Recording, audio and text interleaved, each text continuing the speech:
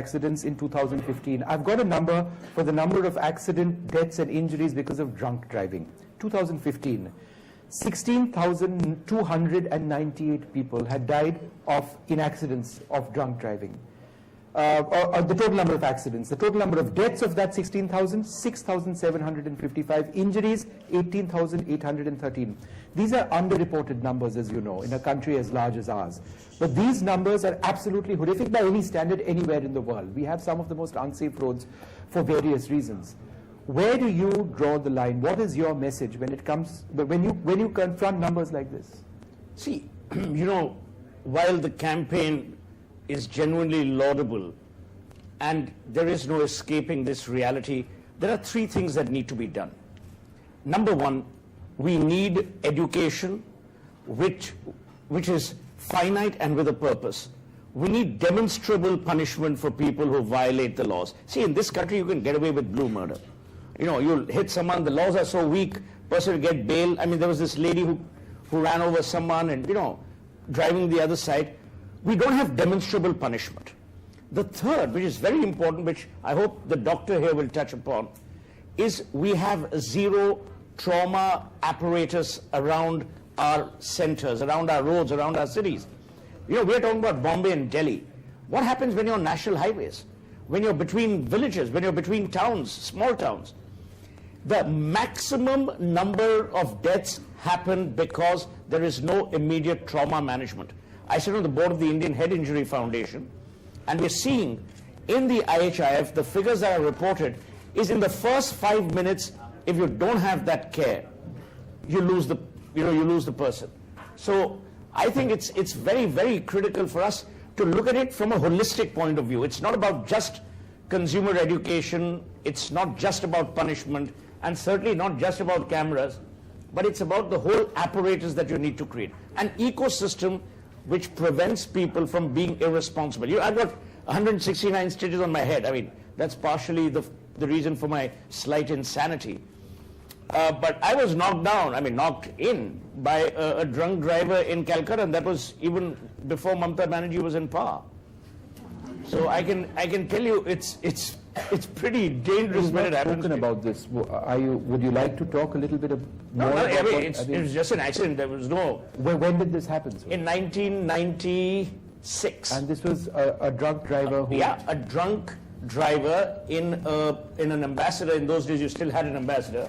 For some of these people who've grown up, they've only seen Marutis, and it came and hit my car head on.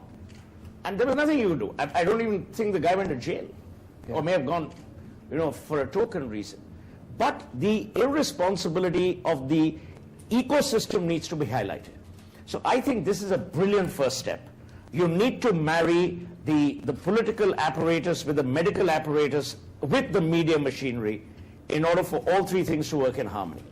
Ultimately, as you rightly said, we can't afford to have people die because someone's behaved irresponsibly. Yeah. Shaji, you know, it was the Save Life Foundation that really pushed to have the Good Samaritan law. And it's a law now, it exists in India, which basically means that if you see somebody in distress, you can actually take that person to a hospital and not be bothered by the police. You don't even have to give your name to the hospital people over there. You can walk out. There is no harassment. How do you believe this can save hundreds of lives every year? And that's just a number off the top of my head. It could. Yeah, first of all, I think we have been as an organization at it for the past decade now. And in just the last 2-3 years, just to see the amount of dialogue and conversation around road safety is really heartening for us as an organization. I want to congratulate NDTV and Diageo for taking this initiative, not just for a year now. I'm seeing this every year, so it's great. I think people who die in road accident victims, 50% of them actually die of treatable injuries. So they can be saved. Typically they die because of excessive bleeding. The Good Samaritan law concept basically looks at bystander care. The person who is next to the accident victim or somebody who is passing by should be empowered not to be scared to call for emergency services. People typically die bleeding on the road. And so right now we have, as a country, we have a Good Samaritan law. Unfortunately, not much has been talked about it, propagation has not happened, so people on the road don't know about it. So as of now, if you see an accident victim, go ahead and call the police, go ahead and call emergency services. You can remain anonymous. You have the right in India right now to not reveal your name. And that was the biggest fear for any And individual. are police forces accepting this? Has it dawned on police forces that they need to be sensitive to this new law? They cannot be harassing a person who's actually trying to help a fellow citizen? Not completely. It's a process. Typically, it takes at least a few years for the beat constable to understand that I will not be asking somebody for his or her name. This sensitization has to happen continuously. It cannot happen overnight. So, but that effort has to come from the government side as well.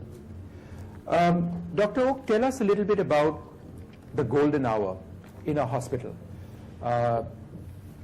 Why is the golden hour? Yeah, it's so two things are important, as Sohailji very rightly mentioned. It's the pre-hospital period and the pre-hospital transfer. So one is you have to stop if someone has met with an accident and go for its assistance. Yes, you may be questioned, you may be detained in the casualty for some time. That's a part of life. Eventually you are going to save somebody's life, and that anonymous person could be your next kith and kin. It has happened at times. Second thing is, how do you transfer? Because sometimes unscientific modalities of transfer have rendered more harm than the actual accident has done. It particularly happens in cervical spine injuries, lumbar spine injuries. So that is second part where we are working together. The third thing is, once a patient is received in the hospital, the whole culture of the hospital also needs to change from casualty, which is a casual approach, to an accident and emergency service area, where what is called as triage. Triage means to sort out. That is done. And suppose if there are 5 or 6 victims, we decide which one needs to be attended most and first. You know, ironically, he may be the quietest of the lot, but he's the one who is bleeding internally and needs more attention, rather than the one who is making all loud noise about this. So these are the fundamental things. But in that golden hour, if you are able to stabilize airway, if you are able to stabilize breathing, if you are able to stop hemorrhage, we can save significant number of lives. Yeah. Shaina, thanks very much for being with us.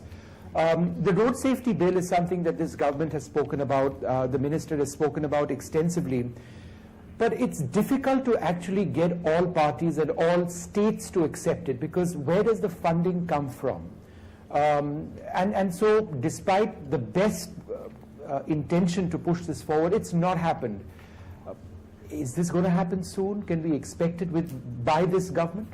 Absolutely, without a doubt, and I say it because I have the conviction that Nitin Gadkari is the correct minister at the right place and somebody who has championed road safety. You know, we've lost some of our greatest leaders also, not as if it's a token to leadership, but you take Gopinath Munde's case. I mean, it was most tragic how he just lost his life. Yes. And I think that that has also been something that has been discussed internally in the party on multiple occasions. Not that I'm suggesting a life of a politician is more than a life of any other citizen. But you look at what Nitin Gadkari himself is doing. I mean, he has not just talked about this bill and championing the cause, but he has got all stakeholders. And correct me if I'm wrong, people like Dr. Oak have also been consulted. So there are stakeholders from various fields, and I think that what they have talked about and what Sohail said is so correct, that you have an accident, you have the immediate medical facility that is required, and then you have people like the Good Samaritans who are talking about the importance of bystanders.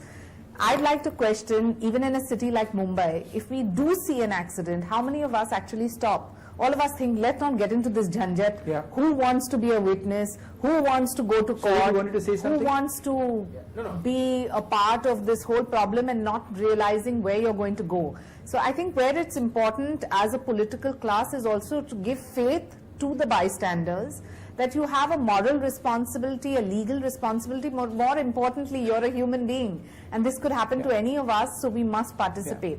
See, there is a very critical thing which governments of today are ignoring.